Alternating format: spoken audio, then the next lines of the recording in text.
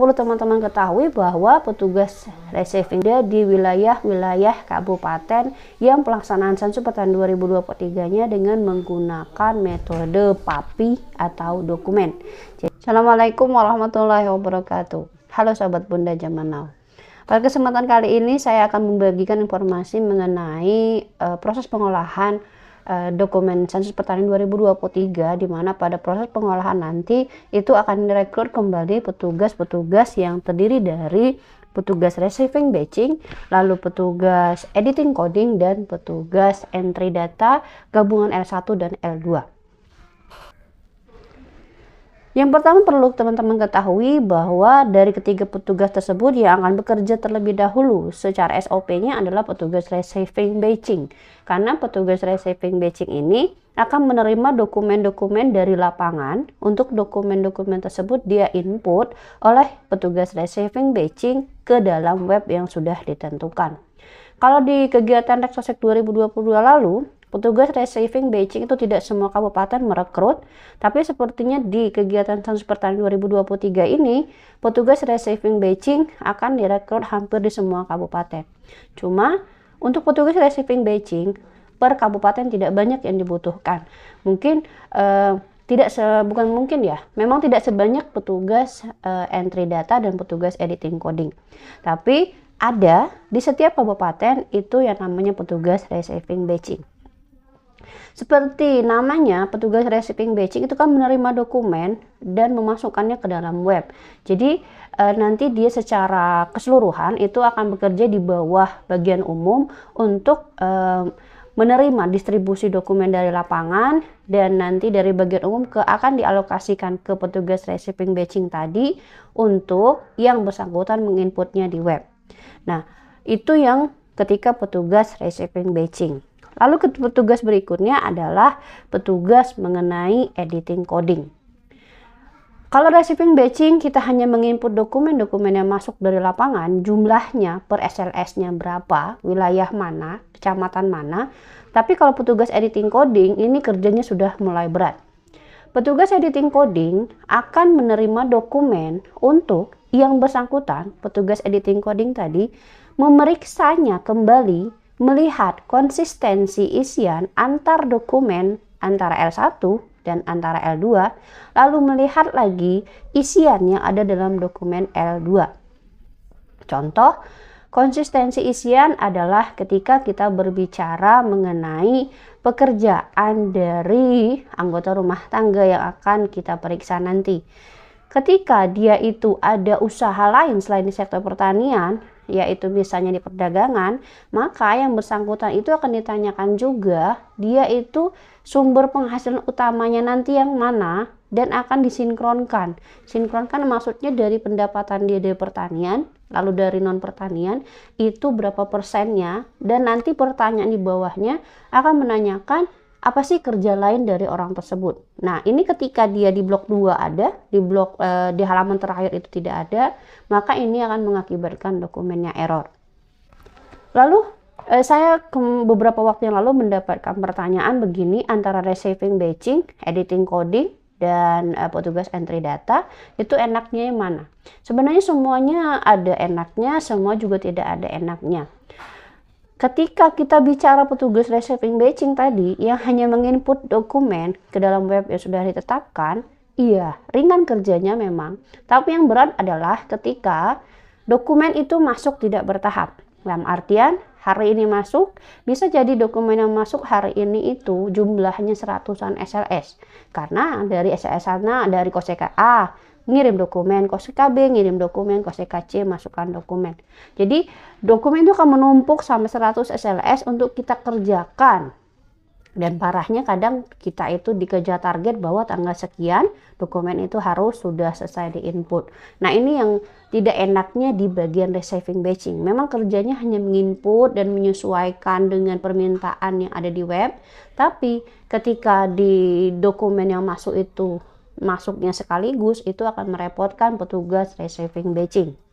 Lalu kalau petugas editing coding, ini petugas yang kedua yang kita bahas tadi. Petugas editing coding itu kerjanya sudah mulai berat, iya, karena harus melihat konsistensi isian dokumen.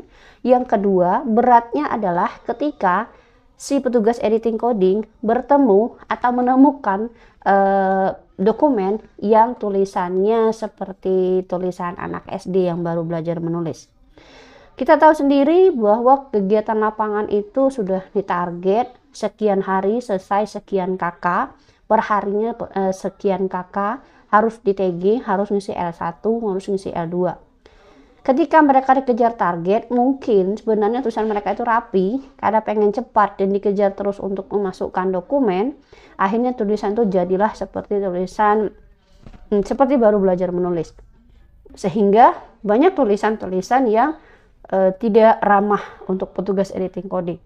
Ketika memang dia tidak akan di-scan, akan di-entry, tapi ketika tulisan itu sudah seperti cacing, seperti anak SD yang baru belajar menulis, ya mau nggak mau nanti akhirnya petugas editing coding juga yang dikorbankan untuk memperbaiki beberapa tulisan yang dikategorikan tidak ramah tadi. Jadi agak beratnya di situ nanti, selain dia harus memeriksa dokumen yang ada, dokumen L1 dan dokumen L2. Itu petugas editing coding. Lalu petugas editing coding dan receiving batching juga sebenarnya, kedua petugas ini juga akan diwajibkan untuk absen. Kalau di Reksosek 2022 lalu, petugasnya itu absen setiap hari, Senin, Selasa, Rabu, Kamis, Jumat, Sabtu, Minggu itu datang, tapi dalam seminggu hanya boleh libur 1 hari, harinya terserah, tapi target mingguan ada. Nah, itu yang belum diketahui sampai sekarang berapa target mingguan dari petugas editing coding. Karena nanti untuk dibayarkan kontrak, si petugas editing coding juga harus memenuhi target pemeriksaan dokumen sekian kakak. Nah, itu juga akan ditetapkan nanti di kemudian. Itu petugas receiving batching dan petugas editing coding. Yang ketiga adalah petugas entry data. Kalau petugas editing coding meriksa dokumen dari lapangan, petugas receiving batching menginput dokumen tanpa memeriksa, ya, dia nggak meriksa sama sekali petugas receiving batching ini. Tapi kalau petugas entry data, dia akan menginput data-data yang sudah diperiksa oleh tim editing coding. Tim editing coding selesai periksa, dokumen akan didistribusikan ke petugas entry data untuk diinput. Inputnya dari L1 dan L2. Jangan dibayangkan bahwa penginputan dokumen L1 itu akan dihitung per baris, lalu L2 per lembar. Tidak juga seperti itu dulu zaman 2013 lalu. Tapi kalau di 2023 ini, pengentrian dokumennya L1 dan L2 itu sepaket dan dibayarkan juga dengan sistem OB atau orang bulan seperti kegiatan Reksosek 2022 lalu.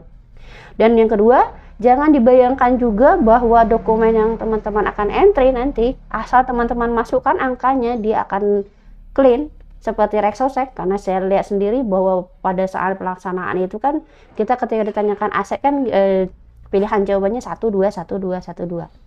Kalau di petugas entry data kegiatan sensus pertanian 2023 itu lebih banyak lagi variabel yang akan di-entry dari nama dan angka-angka yang lebih banyak dibandingkan angka-angka yang di Reksosek.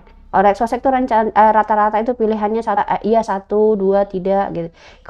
Kalau di sensus pertanian 2023 itu akan ada pilihan-pilihan angka, semuanya ada dan dia lebih kompleks. Jadi lebih kompleksnya dalam artian dia tidak seperti pengentrian di dokumen Reksosek. Ini yang harus diwaspadai karena semakin banyak yang di-entry, semakin banyak angka yang disediakan, kemungkinan akan errornya juga akan semakin besar. Jadi pada tahap awal pengentrian dokumen nanti diwaspadai dan dilihat maunya dokumen itu seperti apa. Karena pengalaman Reksosek 2022 dikatakan memenuhi target adalah sekian kakak dengan catatan semua kakak yang sudah di-enter itu sudah dalam posisi clean. Ini juga yang harus teman-teman perhatikan. Dan kalau ditanya ketiganya yang mana yang mudah, semuanya mudah, tapi semuanya juga susah karena ada baik buruknya semua. Semua itu ada baik buruknya semua, tinggal kita bagaimana kita menjalaninya dan memahami apa keinginan dari apa yang kita kerjakan tersebut. Misalnya editing coding, maunya apa? Konsistensi dokumen. Oke, konsistensi. Kalau entry data maunya apa? Cleannya dokumen sesuai dengan permintaan error yang ada. Oke, kita ikutin. Jadi pada awal harus ditekankan bahwa pengentrian, editing coding, dan receiving batching punya kesulitan dan kemudahannya masing-masing. Lalu pertanyaan yang mungkin akan menjadi bikin penasaran adalah berapa sih honor dari receiving batching, berapa honor dari editing coding, dan berapa honor dari entry data dokumen L1 dan L2.